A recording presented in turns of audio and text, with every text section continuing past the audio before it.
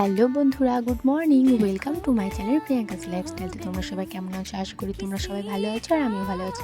তো এখন বাজে ওই সকাল 6:30 মতো, আর আমি যাবো স্নানে। তো চলো স্নান দান করে এসে কথা হচ্ছে। এই দেখো আমি স্নান দান করে চলে এসেছি, আর এখন আমি যাবো বাজারে। আর বাজার থেকে আমি বাস ধরবো। তো আমি কোথায় যাচ্ছি সেটা তো তোমরা জানতেই পারবে। আর হ্যাঁ, এটা হচ্ছে আমার প্রথম মিনি ব্লগ। তো আশা করি ভিডিওটা তোমাদের ভালো লাগবে, তো ভিডিওটা শেষ পর্যন্ত দেখতে থাকো। তো এই দেখো দেখতে দেখতে আমি বাসে উঠে পড়েছি। আর হ্যাঁ, তোমরা যতটা সহজে দেখছো আমি কিন্তু বাসটা ততটা সহজে পাইনি, বুঝলে? তো আমি যেখান থেকে বাস ধরি সেখান থেকে তো বাস ছিলই না। একটা কাকুকে জিজ্ঞেস করলাম, কাকু বললো আজকে তো বাস আসবে কি তার ঠিক নেই, কারণ বাস খুব একটা চলছে না। তো জানো তো, আমি এক মুহূর্তের জন্য ভেবেছিলাম আমার হয়তো যাওয়াই হবে না। তো যাই হোক, আমাকে তো যেতেই হতো। তো আমি প্রায় 16 কিলোমিটার মতো রাস্তা টোটোতে গেছি এবং তারপরে আমি বাস পেয়েছি। আর আমি দুবার বাস চেঞ্জ করে সেখানে যাচ্ছি। তো তোমরা কি ভাবছো আমি কোথায় যাচ্ছি? আর দাঁড়াও ভিডিওটা শেষ পর্যন্ত দেখো, তাহলে বুঝতে পারবে। তো এই দেখো আমরা চলে এসেছি কৃষ্ণনগর স্টেশনে। আর সেখানেই যে আমি আগে ওভারব্রিজ ক্রস করে যাচ্ছি 3 নাম্বার প্ল্যাটফর্মের দিকে। হ্যাঁ, আমি যে ট্রেনটার জন্য এসেছি সেই ট্রেনটা 3 নাম্বার প্ল্যাটফর্মে এসে থামবে। তো এই দেখো আমি নেমে টেমে বসে আছি চুপচাপ, আর ভাবছি ট্রেনটা কখন আসবে। আমি শুধু বারবার ঘড়ির দিকে তাকাচ্ছি আর ট্রেন লাইনের দিকে তাকাচ্ছি, ট্রেনটা কখন আসবে। তো তোমরা কি জানো, আমি এখানে প্রায় 1.5 ঘন্টা মতো সেদিন ট্রেনের জন্য ওয়েট করেছিলাম। আর তোমাদেরকে তো বলাই হয়নি আমি এখানে কেন এসেছি।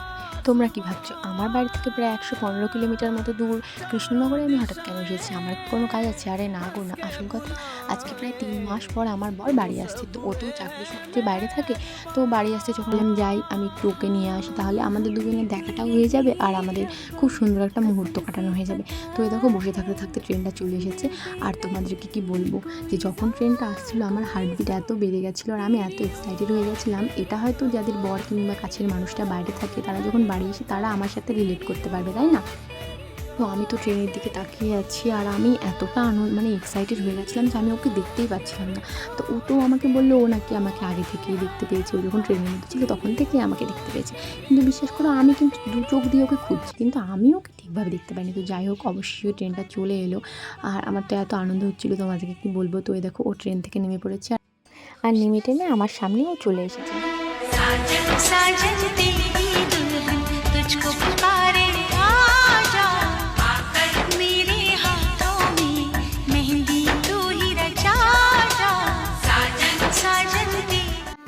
তো এই দেখো স্টেশন থেকে বেরিয়ে টোটো করে আমরা বাস স্ট্যান্ডে চলে এসেছি। আমরা বাসে উঠে গেছি, আর বাসে উঠে বসে আমরা দুজনে গল্প করতে করতে চলে আসছি। আর যাদের আমাদের মতো লং ডিস্টেন্স রিলেশনশিপ তারা তো জানবে যে কতদিন পর পর আমাদের দেখা হয়, কিন্তু যখন দেখা হয় তখন কিন্তু খুব ভালো লাগে, খুব খুব ভালো লাগে।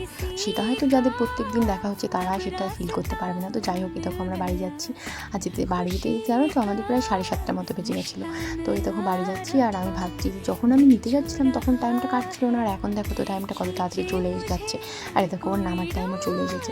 আর ওর বাড়ি থেকে আমার বাড়ির ডিস্টেন্স প্রায় 3.5 কিলোমিটার মতো। তো ও প্রথমে নামবে, তারপরে আমি নামবো। তো ওই দেখো ও নেমে গেছে, আর নেমে টেমে আমাকে বললো যে সাবধানে বাড়ি চলে যায়, গিয়ে ফোন করিস।